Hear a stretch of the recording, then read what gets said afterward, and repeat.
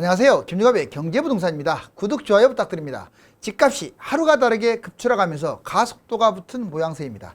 특히 많이 오른 7곳은 모두 유망한 곳으로 큰 폭으로 하락할 것입니다. 또한 강남, 청담, PH129가 22억이나 하락하였고 반포주공도 6.7억이나 떨어지는 등 집값을 선도하던 강남이 무너지고 있습니다.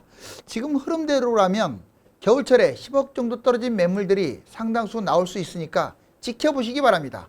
서울과 경기도는 물론 인천까지 2억에서 5억까지 떨어진 가격으로 거래가 되었으며 광역시도 이미 마이너스로 들어선 지 오래입니다. 유료상담은 010-3999-8808 전화 주십시오. 60% 대폭락 아파트 7곳, 강남 벌써 22억 떨어진 아파트도 나왔다. 자, 이거 불사조입니다. 부동산이 불사조, 이렇게 부동산 레드카드를 읽고 이렇게 가는데 불사조인 줄 알았던 부동산이 붕괴되고 있어요. 이제 22년 3월 대략 한 2달 정도 남았죠. 그리고 25년 여러분들은 어떤 판단을 해야 할 것인지 한번 보여드릴게요. 자, 2022년 지금 현재하고 자 23년 그리고 24년, 25년, 26년 이렇게 거품이 소멸될 때 매수자와 매도자는 어떤 액션을 취해야 할 것인가. 매수자는 지금 이 시점에서는 뭐 많이 빠졌다고 할 수 없으니까 폭등한 거에 비해서 분양을 판단하는 게 맞는 것 같아요. 그리고 매도자들은 좀 흐름 보면서 팔 것인지 말 것인지, 멀쩡한 아파트를 팔라는 건 아니고 안 좋은 것들 갖고 있으면 또는 빚이 많거나 한 사람들은 파는 것도 고려를 하세요. 그리고 매수자들도 강남이 10억, 12억 떨어진 게 나왔다. 그럼 본인이 돈이 있다. 그러면 뭐 사도 나중에 어떻게 되든지 간에 장기적으로 좋으니까 판단하는 거예요.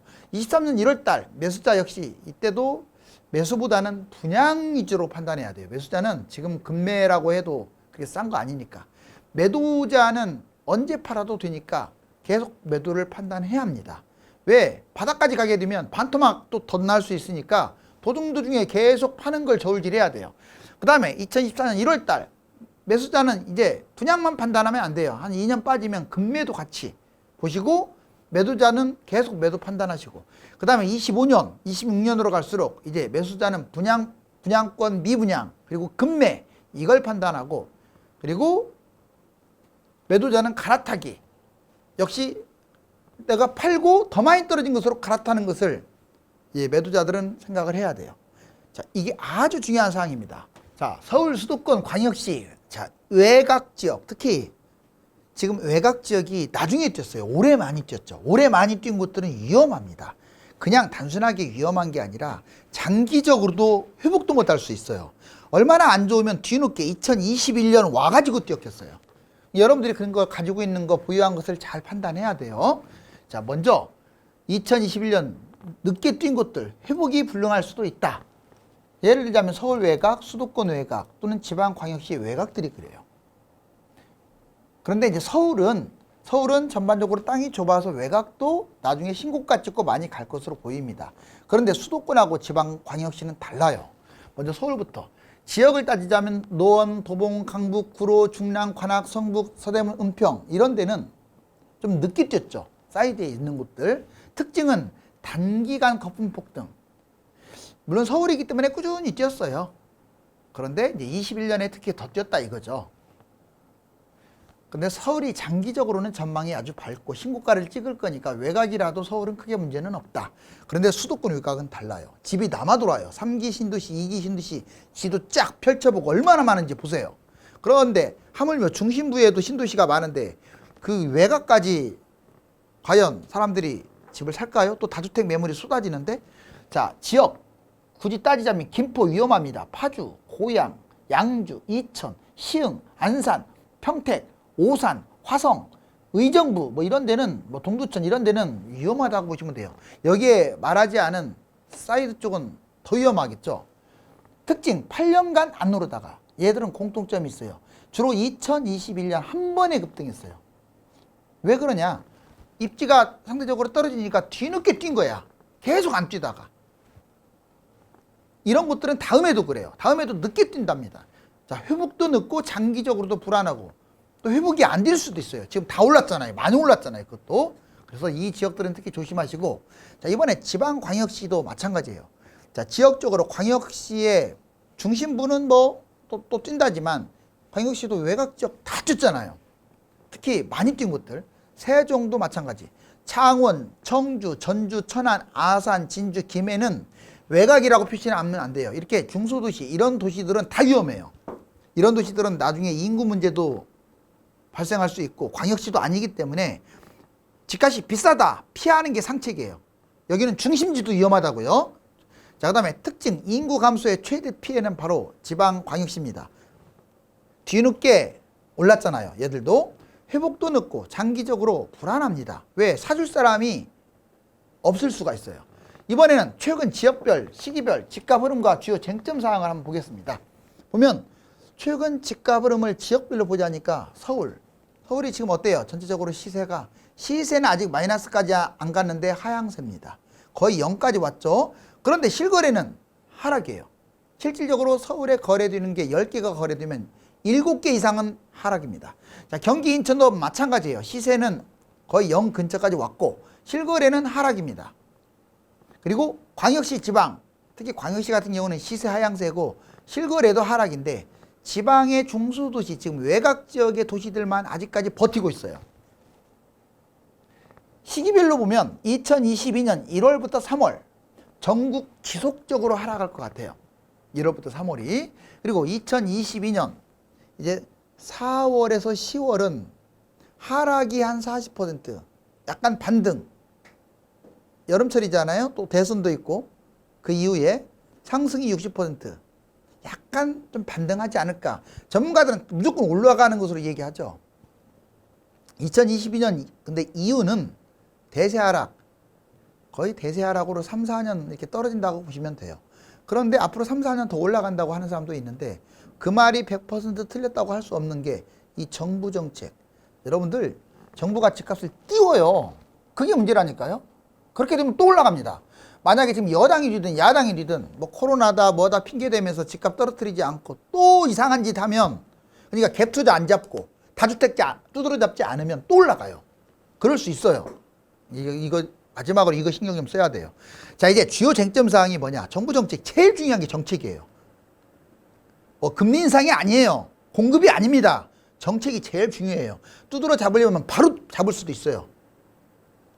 자, 두 번째, 대선 과정도 중요합니다. 지금 자꾸 풀어주려고 지금 하고 있는데, 그래서 대선 과정에서는 반등할 가능성도 있다고 했죠.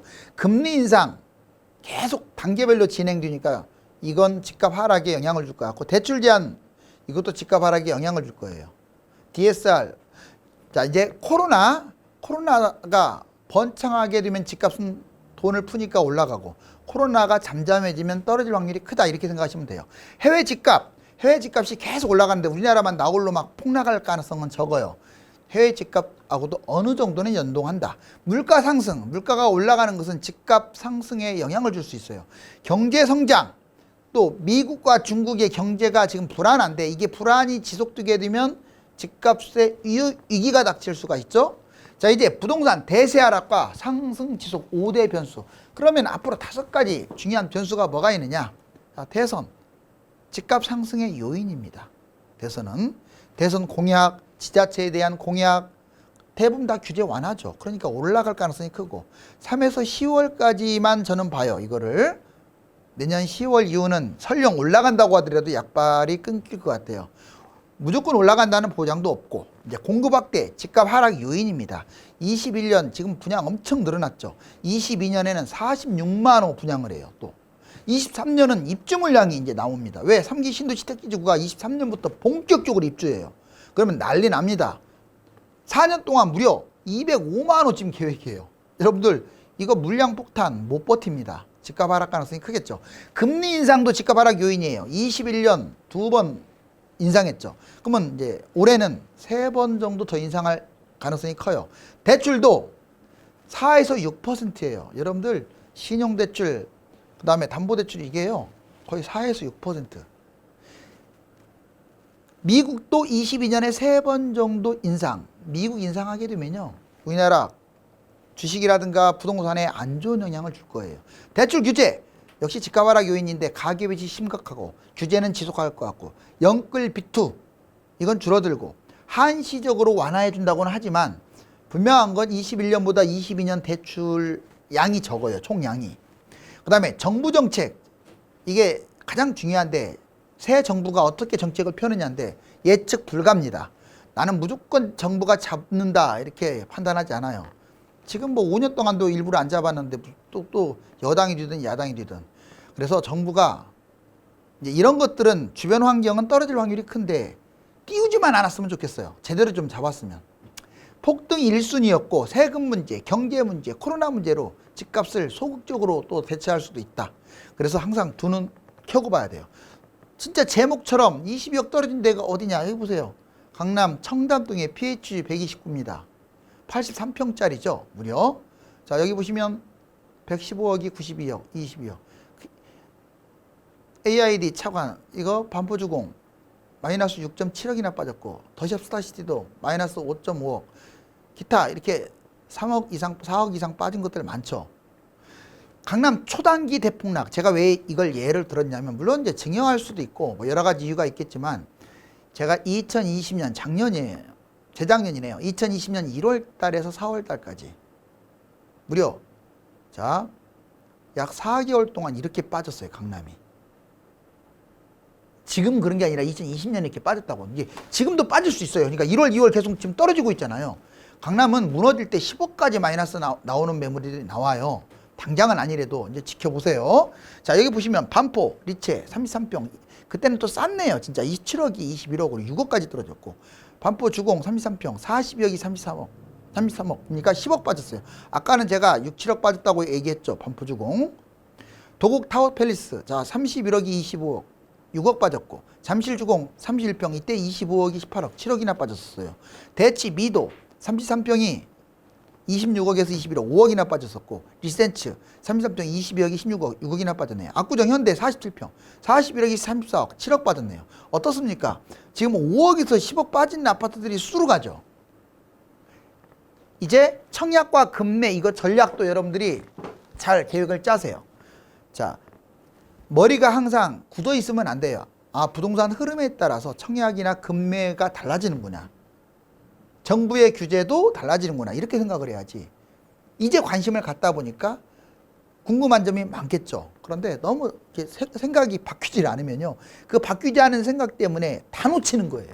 여기 보세요.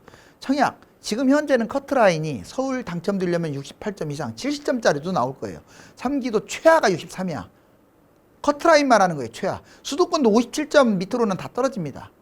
거의 다 60에서 70은 돼야 당첨돼요. 그러니 규제가 강하죠. 그리고 금매도 강남 기본적으로 평균가가 20억인데 20억 줘야 돼요. 아직까지는. 서울도 10억이고 12억인데 10억 11억은 줘야 돼. 경기 6억은 줘야 할 수 있어요. 평균적으로. 지방 4억. 지금 이렇게. 그런데 이게 1년만 하락하면 이렇게 바뀌어요. 커트라인 서울이 58점으로 바뀌고요. 3기 신도시 53점, 수도권 40점. 규제가 완화되겠죠. 하나씩 하나씩. 강남은 집값도 3억이나 빠져서 17억, 서울 8억으로 빠지고 경기도 6억짜리가 5억으로 빠지고 지방도 3.5억으로. 이거 1년 빠지면 이런 현상이 벌어져요. 꼭 이거 기억을 하셔야 돼요. 그래서 지금 아니면 안 된다라는 생각 자체를 버리세요. 좀 여유를 가지세요. 지금 무주택인 사람들은 모든 걸 다 놓쳤어요. 이미. 제 말 이해 가셨죠? 2년 떨어지면 달라져요. 커트라인 솔직히 말하면 서울 3기 신도시 수도권 다 미달돼요. 집값이 2년 떨어지면요 그냥 다 미달이라고 봐야 돼. 가점 5점 20점 아무 의미 없어요. 분양권 미분양 잡을 수 있어요. 무슨 10년 전매제한이 어디 있습니까? 그렇다가 야 건설사 부도나라고요? 이제 1년 잘해봤자 소유권 등기 아니면 1년 6개월 이렇게 다 바뀔 거예요. 자, 강남 집값 15억으로 떨어졌고 이미 금매가 많이 추락했네요. 서울도 7억으로 경기도도 4억으로 2억이나 빠졌고 지방도 4억에서 3억으로. 자, 이렇게 되면요 전매 제한도 다 사라지고 뭐 실거주도 폐지되고요 계약금도 10%면 되고요. 아무튼 이런 일이 벌어지고 끝부분 보세요. 3에서 5년까지 하락했다. 서울 미달, 3기 미달, 수도권 미달 정도가 아니라 아예 그냥 미분양이 넘쳐나겠죠. 그래서 부양죄까지 써요. 10년 동안 이거 잡으면 세금 안 받겠다 뭐 이런 거. 강남은 이미 반토막 나네요. 20억에서 10억. 서울 5억, 경기 3억, 지방 2억 이렇게 반토막 납니다. 이렇게 변한다는 거. 그러니까 하락 기간하고 비례해요. 분야별 부동산 폭락의 심각성. 자, 여러분들 부동산 폭락장은 이미 시동은 걸었어요. 비투 영끌종만 위험한 게 아니라 국가도 위험해요. 한번 볼까요? 집주인. 자, 이제 영끌한 사람들은 채무 불이행. 그러니까 이자, 원리금이 너무 세다 보니까 그걸 못 갚을 때 문제가 되고, 갭 투자는 집값이 하락해서 전세값도 떨어지는 바람에 돈을 못 채우니까 경매당해요. 다주택자들은 집주인 일반 1주택자보다 집 개수만큼 위험해요. 월세 목적일 경우는 그나마 돈이 있다는 거니까 종부세 폭탄만 조심하면 되고, 갭투자로 주로 다주택은 여러 채 잡았잖아요. 법인도 마찬가지. 경매당합니다. 이거 볼 것 없어요. 10채 갖고 있는 사람이 무슨 경매 안 당하겠어요. 그거 어떻게 버텨요? 하나도 아니고. 세입자, 집값 하락, 깡통 전세 될 수 있어요. 집 없다고 해서 안전빵이다 생각하시면 안 돼요. 꼭 보증보험 들어야 돼요. 전세가율 80% 정도는 위험합니다. 안전빵이 60 정도 되는데 대략 적어도 70까지는 버텨줘야 돼요. 그래서 아파트 아닌 것들은 위험해요. 자, 이제 건설사도 위험합니다. 전국 미분양이 속출하면 부도나요. 무분별하게 분양을 해가지고, 자, 분양가 팡 떨어져요. 분양가도. 자, 10억 분양가가 한 7억까지 떨어질 수 있어요. 그리고 떨이 분양합니다. 미분양 나니까. 30% 떨이 분양, 이거 많아요. 괜히 먼저 분양받은 사람 손실만 보겠죠. 금융업. 당연히 이렇게 건설사가 힘들면 취약 차주라든가 이 건설사들 때문에 금융 부실이 생겨서 부도나는 은행도 생겨요. 가계 기업 도산해서 부도나 버려요. 금융업도. 자, 그다음 국가 경제. 집값 폭락, GDP, 만약 집값이 크게 떨어지게 되면 GDP 3%를 갉아먹어요. 우리나라가 지금 연 4% 이런 식으로 성장하고 있는데 성장한 걸 다 까먹어버린다고요. 집값 폭락이. 총체적으로 부실이 생길 수도 있어요. 경제 파탄이 날 수도 있겠죠. 이럴 일이 생기면 안 되겠죠. 자, 부동산 개인 매입 최적 조건과 유망부동산. 여러분들이 이 조건을 미리 지금 만들어 놔야 돼. 이 조건이 안 되면서 하락장에 뭘 하겠어요. 보세요. 현금 확보하면 좋아요. 물론 멀쩡한 집을 팔라고는 안 할게요. 근데 안 좋은 거, 안 팔리는 거, 이런 못난이들 갖고 있는 사람들은 던지세요. 비아파트 못난이 매도하라고 했어요. 자, 1년 내외 내가 조금 내외로 사겠다 그러면 월세로 들어가야겠고, 지금 제가 보기에는 한 2년 이상 빠질 것 같으니까 전세로 가도 괜찮을 것 같아요. 하락폭이 크면 대출 활용하세요. 대출 안 받은 게 자랑이 아니에요. 사람 심리가 참 묘한 게 꼭지에서는 영끌을 하고요. 집값이 떨어진 바닥은 진짜 안전한데 이때는 대출 안 받으려고 그래요. 하락장에 대출 받는 거예요, 여러분들. 하락장에. 아니 15억짜리가 7억으로 떨어졌으면 그런 거 대출 안 받고 뭐 합니까? 근데 7억짜리가 15억 갔을 때 왜 대출 받고 15억짜리를 잡아요? 아무튼 갭 투자도 이때는 적극 활용하세요. 갭 투자가 지금은 위험하지만 폭락장이 괜찮아. 여유 자금을 미리 준비하시고 바닥장에 갈아타기를 철저하게 준비하세요. 꼭지장에 갈아타는 거 아니에요. 바닥장에 내가 가고 싶었던 꿈의 부동산으로 가세요. 서울과 경기 남부 지역 잘 파악해 놓으세요. 미리 공부를 해 놓으라 이 말이에요. 그런 다음에 이제 유망부동산 폭락장에 오면 잡으세요. 갈아타려는 초급매를 보시고 갈아타시고, 사업 실패 경매당한 사람들의 물건이 좋아요. 그것들 갈아타고, 이혼이나 가정 문제 이런 것들이 많이 싸게 나옵니다. 실직 등 경제 파탄, 물론 이런 상황이 되면 안 되지만 그래도 이런 매물들이 집값이 떨어진다고요. 무리하게 투자하는 사람들, 다주택자들의 급매, 폭락장의 공포 매물, 법인들도 많이 나와요. 매물이 40% 이상 초급매, 갭 차이가 적어. 지금은 3억이나 들어갈 게 집값이 떨어지는 바람에 5천만 원이면 잡을 수가 있어. 이런 급매, 그런 것들을 잡으세요. 이제 부동산 매수자와 매도자가 꼭 알아야 할 사항들. 자, 지금 잡게 되면 1억 오르고 5억 떨어진, 조금 먹으려다가 많이 떨어지는 이런 불상사가 생길 수 있으니까 무조건 못 잡는 게 아니라 판단을 잘 하시라고요. 자, 매수자들 지역 물건 자본금하고 본인의 수입을 판단해서 매입을 판단해야 돼요. 분양할 것인가 매매할 것이냐. 지금은 분양이 더 유리하다고 했죠. 분양도 고분양가는 하지 마세요. 자, 그리고 매매는 웬만하면 피하시고 유리한 조건 급매만 어떻게 생각해 보는 거야. 비과세 2년까지 상승 여부를 판단하세요. 지금 잡았으면 2년을 봐야 돼요. 왜? 언젠가는 폭락장이 오니까. 근데 2년 동안 더 올라갈까요, 앞으로? 제가 보기에는 폭락장이 먼저 올 것 같은데, 자, 상승장과 하락장의 그 손실, 그러니까 하락장 손실하고 상승장 기대치 저울질을 해보세요. 지금 너무 많이 뛰었기 때문에 하락장 손실이 5배나 커요. 여기 부동산 매도자들 잡으세요. 빌라, 오피스텔, 나홀로 아파트 이거 갈아타기 하세요. 지금 파시라고 이런 거. 자, 황금성이 떨어지는 아파트 이런 거 끌고 가게 되면 하락장이 안 팔려. 갈아타기 못해. 이게 지금 갈아타세요. 아파트 매도 목표면 버티기, 고가 매도. 자, 내가 이제 지금 매도하려고 한다. 그러면 지금은 잘 안 팔리니까 한 봄 정도 한번 타이밍을 보는 거죠. 그 다음에 평범한 아파트 소유자, 가급적이면 그냥 보유하세요. 샀다 팔았다 이걸 권하고 싶지는 않아요. 평범하다는 것은 세대수도 괜찮고 입지도 뭐 무난하고 폭락장에 많이 떨어지겠지만 그냥 내 거보다 더 많이 떨어진 걸로 갈아타면 되잖아요. 괜히 팔아가지고 막 불안불안한 것보다. 근데 나는 불안하지 않다. 나는 확신이 있다 하는 사람들은 매도하고 기다리는 게 더 좋기는 해요. 다주택자 차익 적은 부동산은 매도하세요. 지금까지 안 뛰었으면 이거 영원히 안 뛰는 거예요. 그 10년 지나고 다음 상승장에도 안 뛴다고 보시면 돼. 부동산 폭락장 갭 차이 최소 보시면 여기 보세요. 갭 차이. 자, 지금 이렇게 꼭지 칠 때는 여기 보시면 폭등장에는 이렇게 지금 전세가하고 매매가, 자, 매매가가 위에 있고 전세가 밑에 있죠. 이렇게 벌어져요. 그럼 돈도 많이 들어가. 그런데 여기 바짝 붙었네요. 이때 5억 갭 투자할 걸 이때는 하락장에, 폭락장에, 이때는 거의 2014 이때예요. 14년 바닥장. 이때는 뭐 한 3억에 잡아야 할 거 이때는 5천만 원이면 잡을 수도 있었어요. 지금 보세요. 이렇게 벌어졌어요. 왜? 집값이 너무 올라갔으니까. 그러면 지금은 거의 4억, 5억 주면 갭 투자해야 할 게 바짝 붙죠. 이때는 또 1억이면 잡을 수가 있어요. 이처럼 하락장에는 갭 차이가 적으니까 그걸 오히려 활용해라. 자, 이제 지금 시한폭탄입니다. 부동산이.